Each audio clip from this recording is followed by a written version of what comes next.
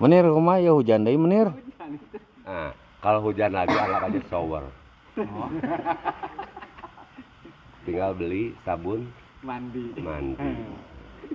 Kalau ada yang oh itu sabun mandi kan di Indonesia ada merek-mereknya, bayar dong. Baru tak iklankan, betul nggak? Jadi banjir teh ya teh diakibatkan ku naon menir? Satu drainase Drainase. yang tidak karu-karuan. Kuku Sunda atuh anu nyunda. Ku Sunda geus sidik-sidik nyerot mata bun salik geus mang tahun-tahun. Heeh.